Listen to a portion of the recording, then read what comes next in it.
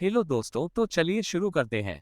इस मूवी की कहानी में हम लोग एक ऐसे बुढ़े आदमी को देखेंगे जिसे जेमा नाम की एक लड़की से प्यार हो जाता है और वह उसके साथ इंटीमेट होना चाहता है। लेकिन वो जेमा को अपने दिल की फीलिंग नहीं बताता है। वह बूढ़ा आदमी जेमा के साथ गपा गप करने के लिए क्या करता है, ये हम इस मूवी में देखेंगे। इस मूवी का नाम है जेमा बावरी, जिसे 2014 में रिलीज किया गया था। तो चलिए इस मूवी को शुरू करते हैं। मूवी के स्टार्टिंग में हम लोग मार्टिन नाम के एक आदमी को देखते हैं। वह फ्रांस के एक छोटे से गांव में रहता था। वह हमें अपनी स्टोरी खुद ही बता रहा होता है। वह कहता है कि वह 7 साल पहले पेरिस से यहाँ आया था। यहाँ पर उसके डेड बेकरी चलाया करते थे और वह अपने फादर के काम को आगे बढ़ाता है और अब वह अपनी वाइफ के साथ इस बेकरी को संभालता है। एक बार जब मार्टिन ब्रेड बना रहा होता है तब उसका ब्रेड जल जाता है। उसके बाद जब उसे इसके बारे में पूछती है तब वह बताता है कि वह चार्ली के बारे में सोच रहा था और वह कहता है कहीं चार्ली सुसाइड ना कर ले। उसकी वाइफ उसे समझाती है तुम्हें इन सब के बारे में नहीं सोचना चाहिए क्योंकि चार्ली ऐसा कुछ भी नहीं करने वाला है। इसके बाद मार्टिन चार्ली के घर पर जाता है। यहाँ पर चार्ली अपनी वाइफ जेमा का सामान जला रहा होता है। यहाँ जेमा का हस्बैंड उसके सामान को क्यों जला रहा था ये हम इस मूवी में आगे जानेंगे। चार्ली जब यहाँ से जाता है तब यहाँ पर मार्टिन को जेमा की डायरी मिलती है। उस डायरी को छुपाकर वो अपने पास रख लेता है। घर आकर मार्टिन उस डायरी को पढ़ता है और यहाँ से इस मूवी की स्टोरी शुरू होती है और यह स्टोरी हमें फ्लैशबैक में दिखाई जाती है। इस मूवी में काफी समय पहले का वक्त दिखाया जाता है। यहाँ जेमा की शादी चार्ली के साथ हो रही होती है और चार्ली जेमा को लेकर एक छोटे से गांव में रहने के लिए आया था। जब मार्टिन ने अपने नए पड़ोसियों को देखता है तब वह इनके पास जाता है। ये लोग यहाँ पर काफी बातें करते हैं। एक दिन चार्ली जेमा को लेकर मार्टिन तो दुकान पर आता है। यहाँ जेमा मार्टिन के बनाए हुए ब्रेड को टेस्ट करती है। वहीं दूसरी ओर मार्टिन भी जेमा की खूबसूरती को देख रहा था और वह उसकी खूबसूरती को देखकर उसकी तरफ अट्रैक्ट हो जाता है। इसके बाद शाम में जब मार्टिन अपने घर आ रहा होता है तब उसकी मुलाकात रास्ते में जेमा से होती है। ये लोग रास्ते में बातें करते हुए जा रहे थे। इसके बाद मार्टिन उसे गार्डन दिखाने के लिए ले जाता है। यहाँ के फ्लावर्स को देखकर जेमा बहुत खुश होती है। रात में चार्ली मार्टिन के पास आता है और उससे वह कहता है कि उसके घर की बिजली चली गई है। इसके बाद मार्टिन उसके साथ उसके घर पर जाता है और वहां जाकर वह बिजली को ठीक कर देता है। तभी यहाँ मार्टिन के वाइफ भी उसे ढूंढते हुए आ जाती है। इसके बाद ये चारों मिलकर ड्रिंक करते हैं। ड्रिंक करते हुए मार्टिन बस जेमा को ही देखे जा रहा था। इन्हें ऐसे रहते हुए काफी दिन गुजर जाते हैं। एक दिन जेमा मार्टिन की बेकरी पर आती है और वह मार्टिन की ब्रेड की तारीफ करती है। मार्टिन उससे पूछता है क्या तुम्हें ये जानना है कि मैं ब्रेड को कैसे बनाता हूँ। जेमा इन ब्रेड्स को बनते हुए देखने के लिए हाँ कह देती है। इसके बाद मार्टिन उसे पीछे वाले कमरे में ले जाता है जहां पर वो ब्रेड्स बनाया करता था। जब जेमा ब्रेड से बना रही होती है तब मार्टिन उससे पूछता है तुम्हें इन्हें बनाने में कैसा लग रहा है। जेमा उससे कहती है मुझे इन्हें बनाने में बहुत मजा आ रहा है। मार्टिन इसी रूम में ब्रेड से बनाया करता था, इसलिए इस ग्रुप में बहुत गर्मी थी। गर्मी की वजह से जेमा अपने स्वेटर उतारती है। ये सब देखकर मार्टिन अपने आप पर काबू नहीं कर पा रहा था और उसके मन में हवस जागने लगती है और वो यहाँ जेमा को देखने जा रहा था। मार्टिन अपने दुकान के बाद अपना ज्यादा वक्त अपने फैमिली को देता है। जब एक बार वह अपनी बेकरी जा रहा होता है तब उसे रास्ते में जेमा मिलती है। मार्टिन उससे पूछता है तुम इतने दिनों से ब्रेड खरीदने क्यों नहीं आ रही हो। जेमा उसे बताती है कि वह डाइटिंग पर है, इसलिए उसने कुछ दिनों से ब्रेड खाना बंद कर दिया है। इसके बाद वह उसे गुड बाय कहती है और यहाँ से जाने लगती है। लेकिन तभी उसके पीठ पर एक कीड़ा काट लेता है जिससे जेमा को बहुत दर्द होता है और वह चिल्लाकर मार्टिन को अपने पास बुलाती है और उसकी हेल्प करने के लिए बोलती है। मार्टिन उसकी हेल्प करने लगता है और वो उसके कपड़े को हटाकर उस कीड़े को ढूंढता है। मार्टिन जेमा से कहता है तुम्हें एक जहरीले कीड़े ने काट लिया है और मुझे इसका जहर चूस के बाहर निकालना होगा। जेमा उसे जल्दी से वैसा करने के लिए बोलती है। इसके बाद मार्टिन बिना वक्त गंवाए उसके लिए जहर को बाहर निकालने लगता है। इन दोनों का ऐसा करते हुए देखने में काफी अजीब लग रहा था। उसी वक्त एक लड़का वहां आता है। वह इन दोनों का ऐसा करते हुए देखता है और वह मार्टिन के पास जाकर उसे यह पूछता है तुम इसके साथ क्या कर रहे हो। इसके बाद मार्टिन उस लड़के को सारी बातें समझा रहा होता है, लेकिन तभी जेमा बेहोश हो जाती है। इसके बाद ये दोनों उसे हॉस्पिटल लेकर जाते हैं। डॉक्टर इसका ट्रीटमेंट करता है और वह उससे कहते हैं तुम जल्दी ठीक हो जाओगी। जब ये लोग हॉस्पिटल से घर आ रहे थे तब जेमा मार्टिन के कंधे पर सर रखकर सो जाती है क्योंकि उसे बहुत कमजोरी फील हो रही थी। उसे जे का ऐसा करना बहुत अच्छा लगता है।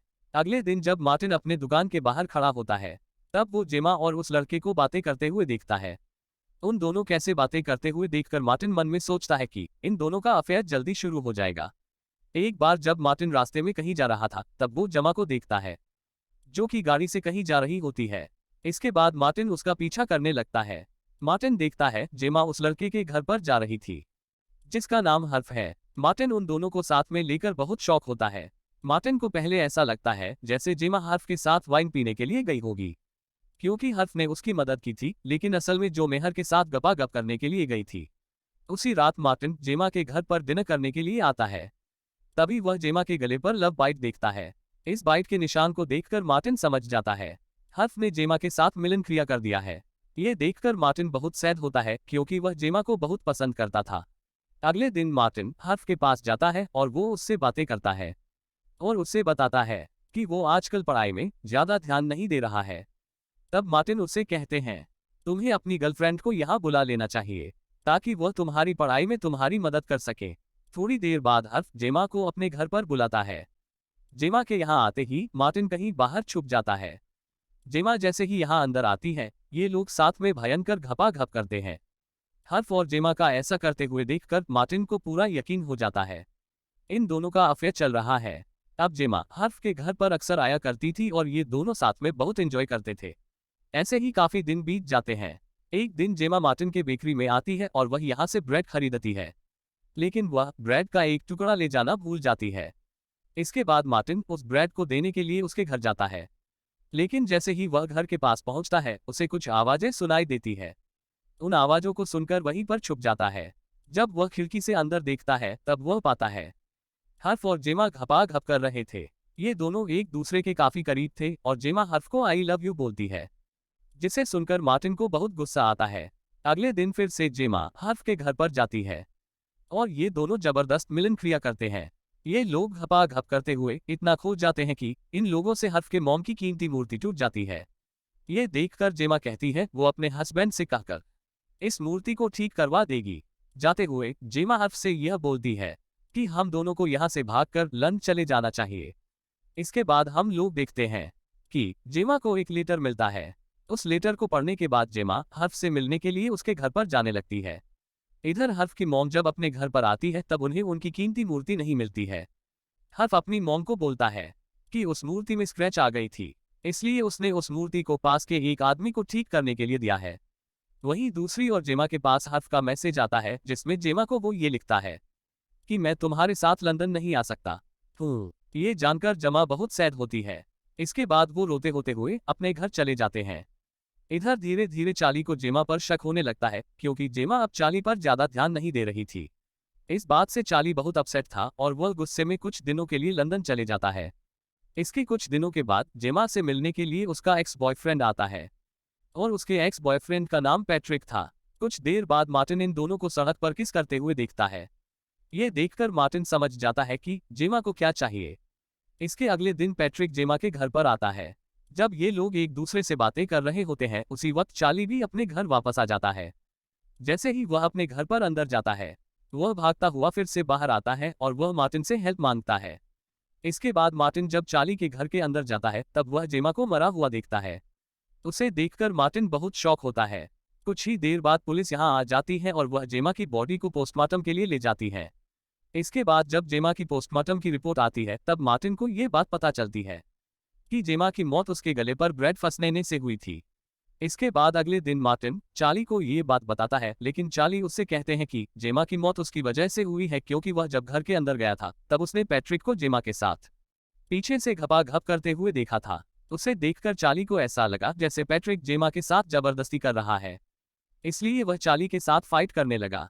जब चार्ली मार्टिन को ये सब बता रहा होता है तब पैट्रिक भी यहाँ आ जाता है और वो इन लोगों को ये बताता है, उस वक्त जब हम दोनों अकेले थे तब जेमा ब्रेड खा रही थी और मैं पीछे से उसे किस करने लगा था, जिस वजह से जेमा के गले पर वो ब्रेड फंस गया और मैं जब उस ब्रेड को निकालने की कोशिश कर रहा था तभी वहां पर चार्ली आ जाता है और इन दोनों के बीच में कंफ्यूजन की वजह से लड़ाई होने लगती है। ये दोनों लोग आपस में लड़ने में इतनी बिजी हो गए कि इन दोनों को जमा कर जरा भी ख्याल नहीं आया और यहाँ पर जेमा की मौत दम घुटने से हो जाती है। यहीं पर इस मूवी के फ्लैशलाइट की कहानी खत्म होती है और यहाँ से हम प्रेजेंट टाइम में देखते हैं जहाँ मार्टिन का बेटा उससे यह कह रहा होता है हमारे घर के पड़ोस में एक रशियन कपल रहने के लिए आए हैं। ये सुनकर मार्टिन उनके पास जाता है और इसी के साथ ही यह कहानी यही खत्म हो जाती है।